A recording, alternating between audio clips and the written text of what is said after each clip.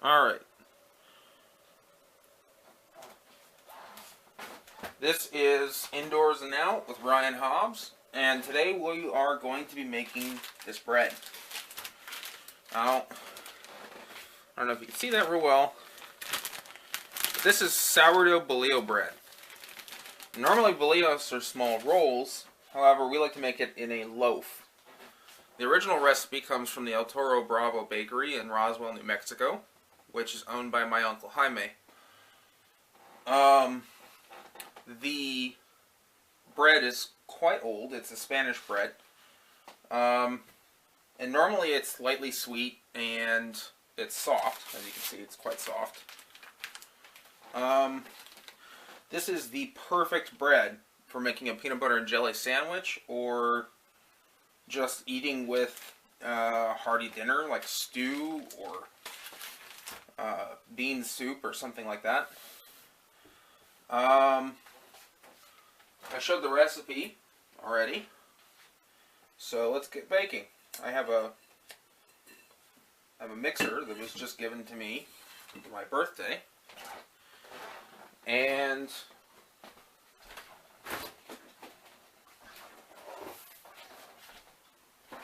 here I have a month-old sourdough starter. I'm going to need 1 cup of this. This is a 50% hydration sourdough starter. As you can see, it's quite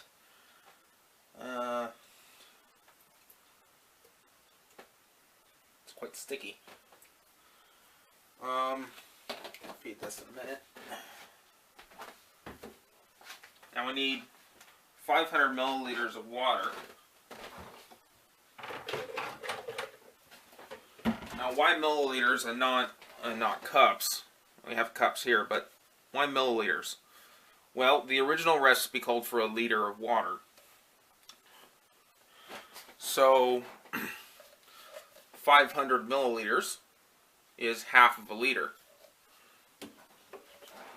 And we're going to use distilled water. You can also use spring water or filtered water. But do not use tap water, ever.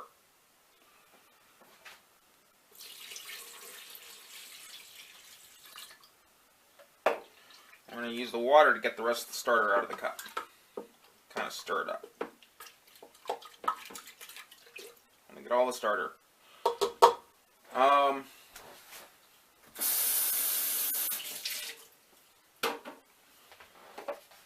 Then we need to add sugar. We're going to add a half a cup of sugar.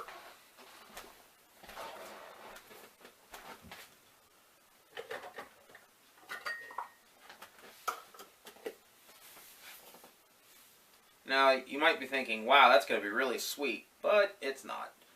The sourdough culture, which is a combination of yeasts and lactobacillus, eats up that sugar in the overnight fermentation. And so it doesn't really taste all that sweet at all. The traditional bolillo bread does taste pretty sweet, but this does not, because it's sourdough. It actually has a pleasant sour taste, which is because of the lactobacillus.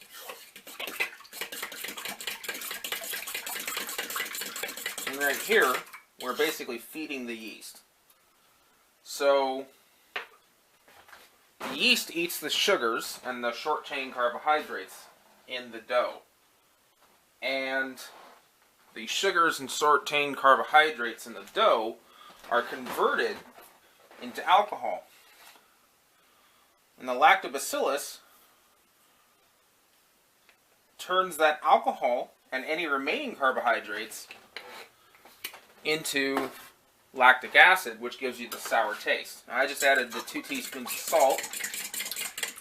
Give that a good stir. Why do we add it to the water and not just dump it all in? Well, it's because we want it to be evenly salted. So, it's much more evenly salted when you are making it by putting it in the water. Now to this, we're going to add a tablespoon of olive oil and 5 cups of flour. That seems like a lot. More. Sometimes if you put in 1 to 2 tablespoons, it doesn't really matter, to be precise, with the oil. Just depends on how soft you want the bread. More oil will make the bread softer. This loaf I made with 2 tablespoons, and previous loaves I've made with 1. Now in the original Bolillo recipe it calls for lard, melted lard. But we're trying to make this a little healthier, so I use olive oil. That, and we don't have lard.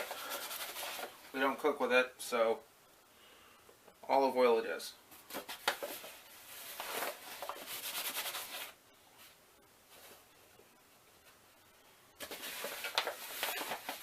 You can also make this recipe with whole wheat flour.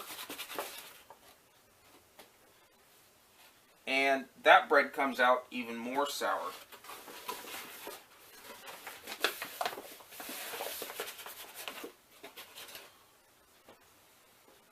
But it also comes out a little drier and not quite as soft.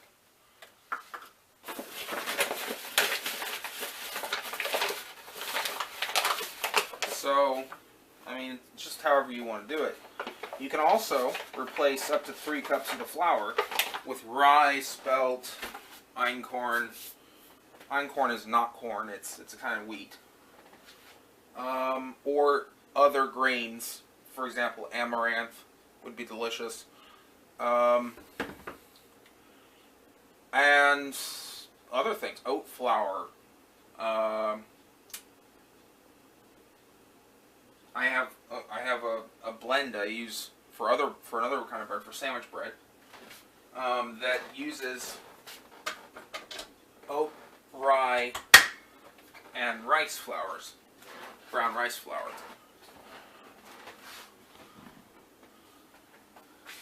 Sorry for the mess over here. Our kitchen's a little cramped since we moved from a bigger house into this place. But this is the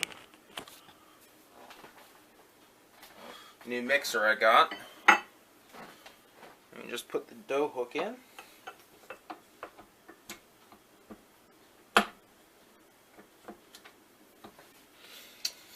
Crank this up and set it to 1. Now you see this incorporates all the stuff in one go. You don't have to do it in any particular order other than doing the wet stuff and the sugar and salt first.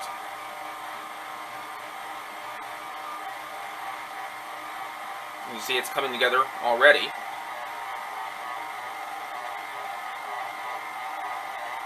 The dough's coming together, and this makes a really nice. Oh, it smells so good. You can smell the olive oil. Alright, now I'm going to turn it off. I'm going to use a spatula to scrape the sides.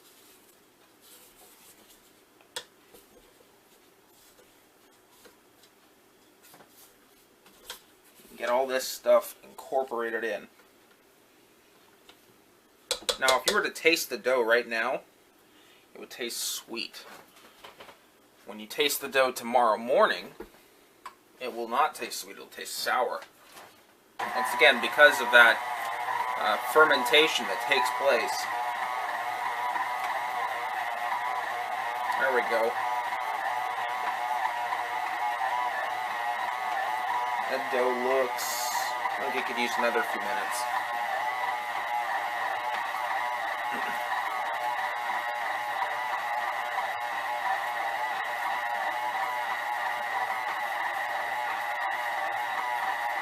Now, if we want to have it kneaded a little bit better, on 2.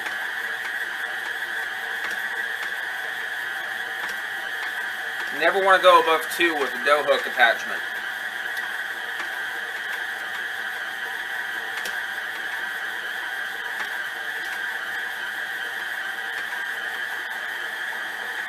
This helps develop the gluten in the bread. This motion helps develop gluten, which makes the bread rise better. And actually, when we bake this, you'll see that it actually has a pretty incredible oven spring. Oven spring is when you put the bread in the oven,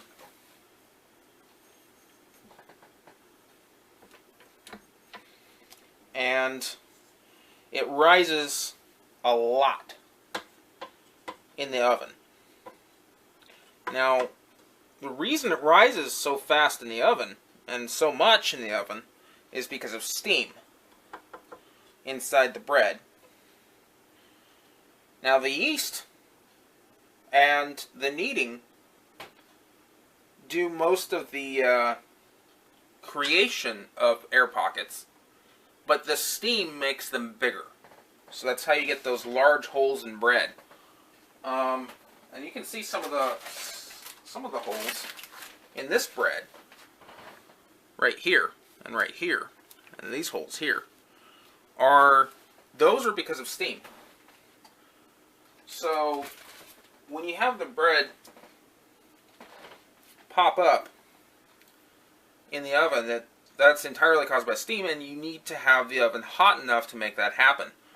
This bread is baked at 500 degrees Fahrenheit at the beginning, and that's what causes the oven spring. That's as high as our oven goes, or otherwise I'd go higher. So I will cover this with plastic wrap and see you tomorrow for the baking.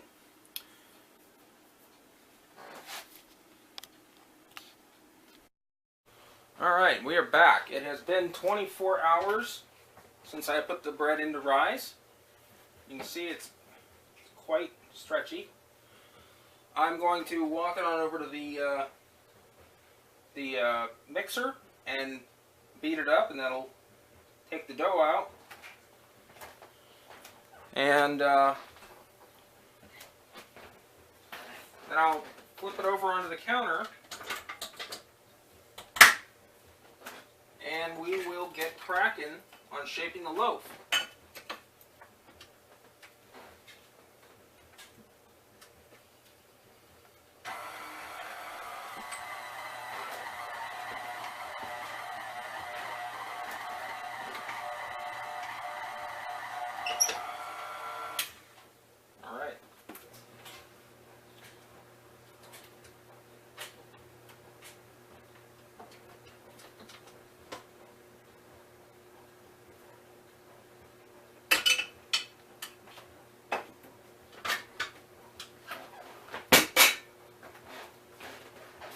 Got our flour.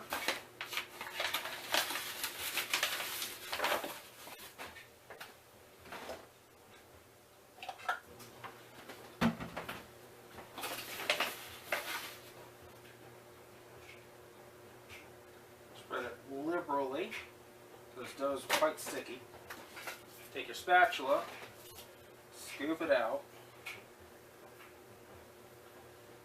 This gets most of the dough.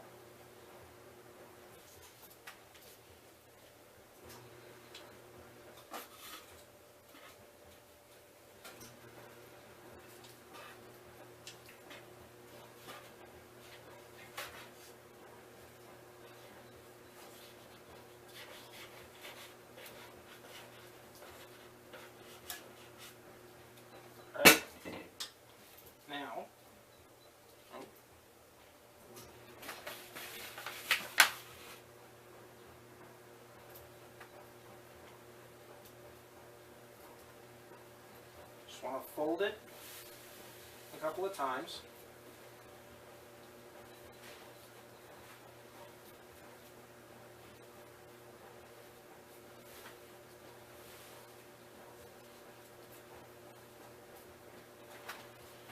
what the folding does is it adds air pockets into the bread, and then you're taking it and you're tucking your fingers on underneath and pushing the edges towards the center.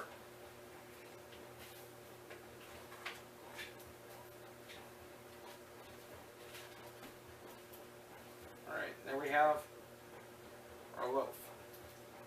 Now, I usually use a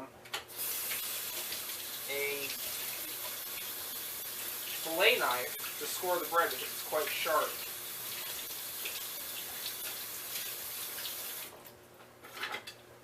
And so here's my fillet knife. I'm just going to do a normal score here. Ta-da! Scored there, and then I'm going to do some scores like this.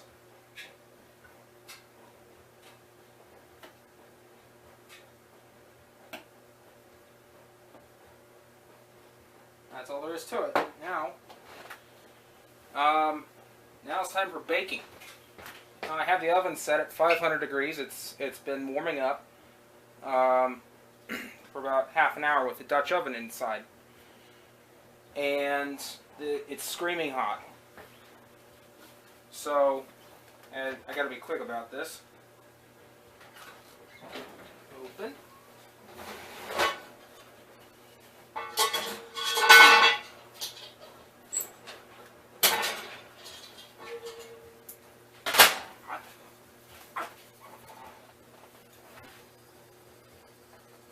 Take the dough, drop it in. Put the lid on.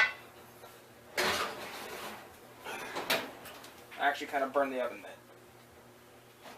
Well, anyway, it's on there. Now we turn it to 10 minutes. When 10 minutes is up, we turn it down to 400. We set it for another 10 minutes. When that 10 minutes is up, we turn it down to 350 and bake it for an additional 30 minutes. When that time is up, we take it out of the oven. And that's all there is to it. Quite simple.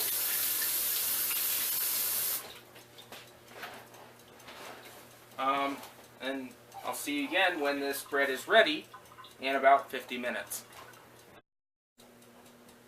Alright. Timer's just about to ding.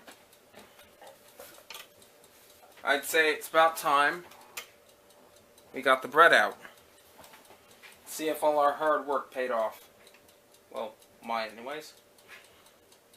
And oh hell, I'm just gonna take it out.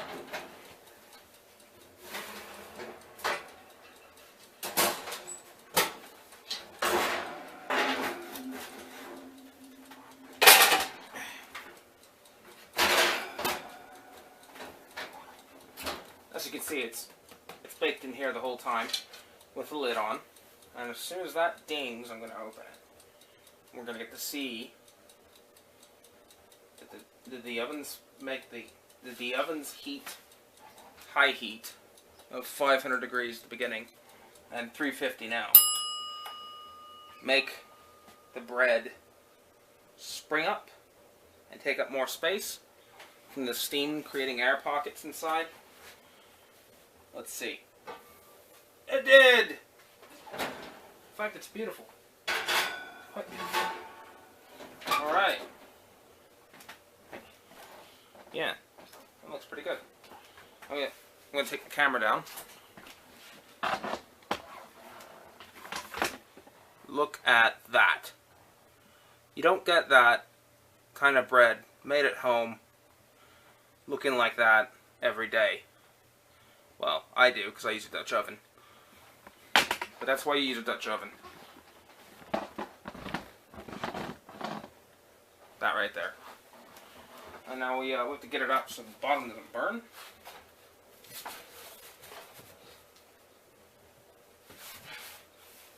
Oh, that's beautiful.